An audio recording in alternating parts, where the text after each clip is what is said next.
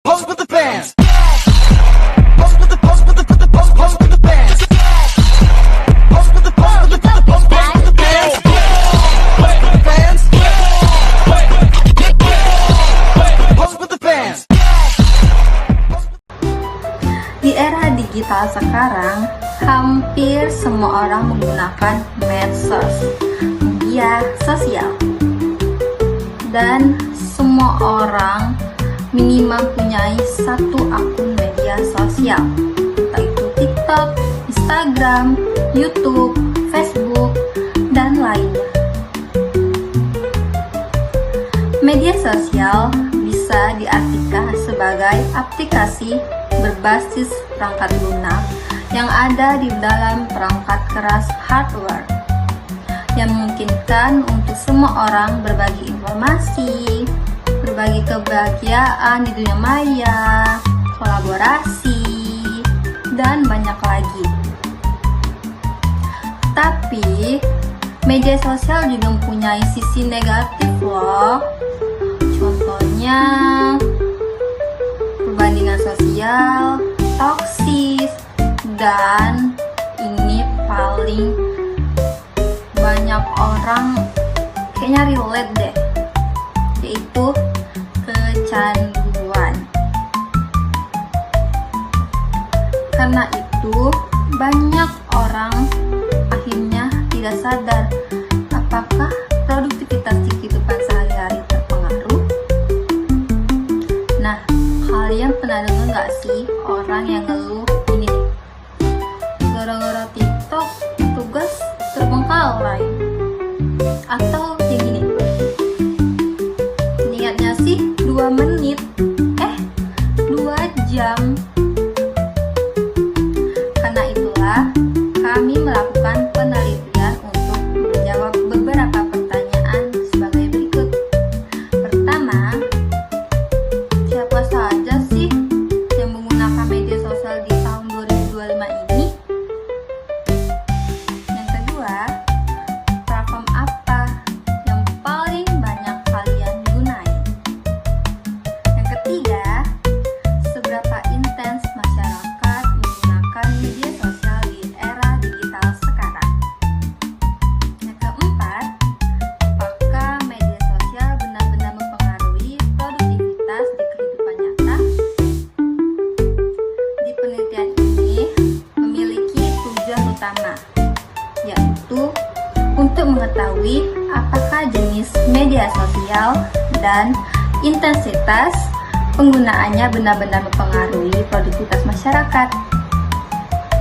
Sebelum masuk ke data, saya akan menyampaikan dan menjelaskan konsep dasar teori yang kami gunakan dan mencoba memahami kenapa media sosial bisa berdampak atau berpengaruh terhadap produktivitas seseorang. Singkatnya seperti yang pertama, ada teori penurunan isyarat sosial, di mana ekspresi emosional kita tidak sepenuhnya terlihat namun tetap bisa berkomunikasi secara efektif. Yang kedua, ada teori pengaruh media sosial, yang dimana media sosial itu bisa membentuk atau mempengaruhi perilaku kita. Dan yang ketiga, ada penggunaan dan gratifikasi. Media sosial itu biasanya kita gunakan untuk mencari informasi, motivasi, hiburan, dan lain sebagainya.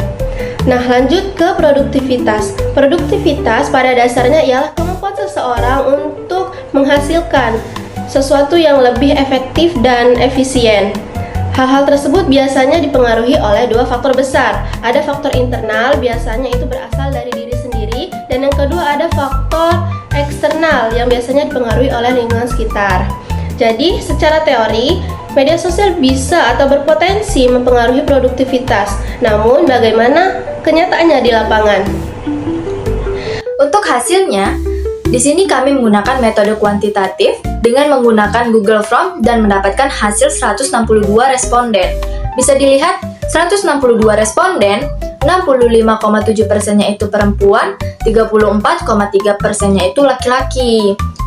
Rata-rata usianya 16 sampai 26 tahun, yang mayoritas Gen Z ya.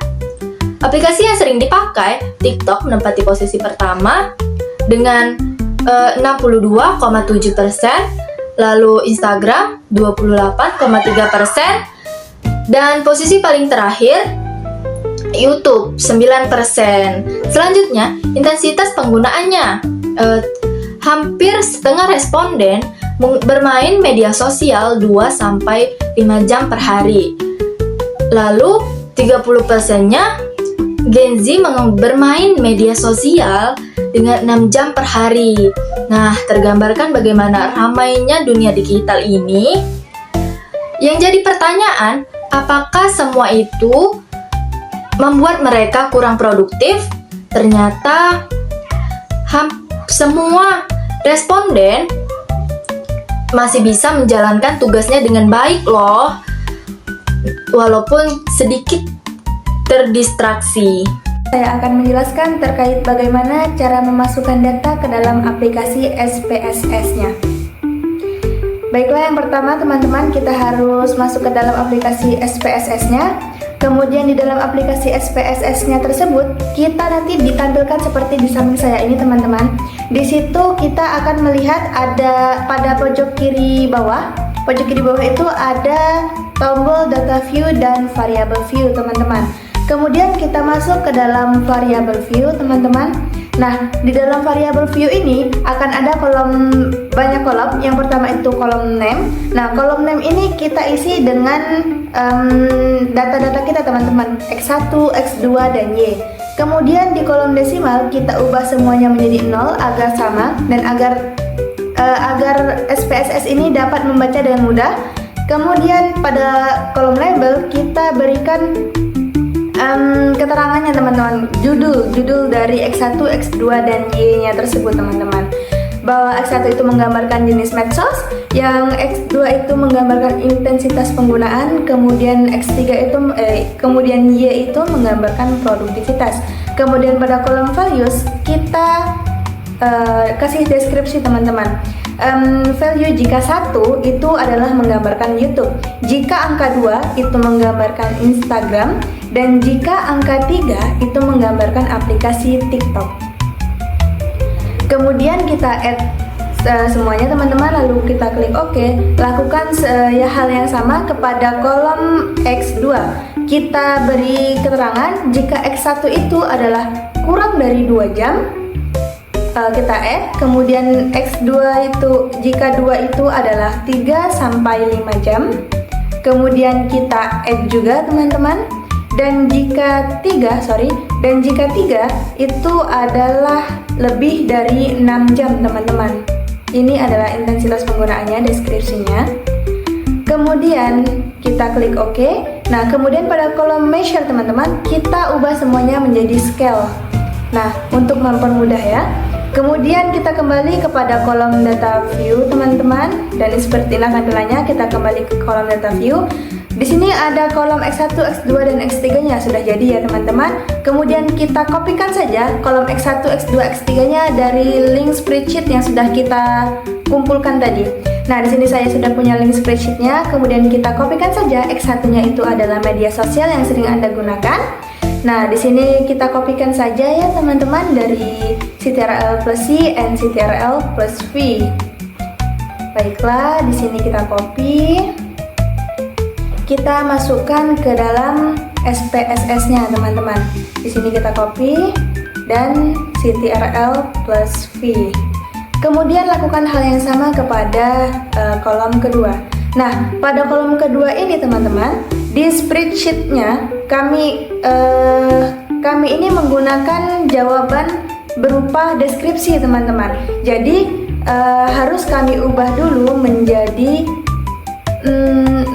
simbol. Nah, yang simbolnya tadi seperti yang saya jelaskan di awal, jika 1 menggambarkan kurang dari 2 jam, jika 2 menggambarkan lebih dari jika 2 menggambarkan 2-5 jam, dan jika 3 menggambarkan lebih dari 6 jam.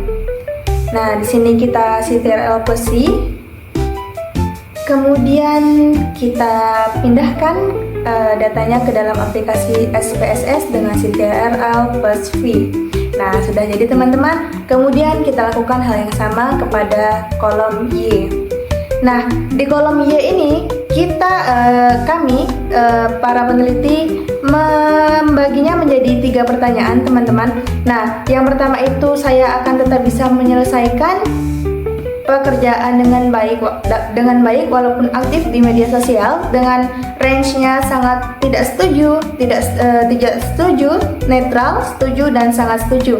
Kemudian yang kedua, kami membuat pertanyaan, saya mudah kehilangan fokus karena terlalu lama di media sosial. Dan yang ketiga, secara keseluruhan, media sosial memberi dampak positif terhadap produktivitas saya. Dengan jawaban, kami menyimpulkan jawaban menjadi 5 kategori. Yang pertama itu sangat tidak setuju, yang kedua tidak setuju, yang ketiga netral, yang keempat setuju, dan yang kelima sangat setuju agar kami mudah dalam menghitung hasilnya teman-teman.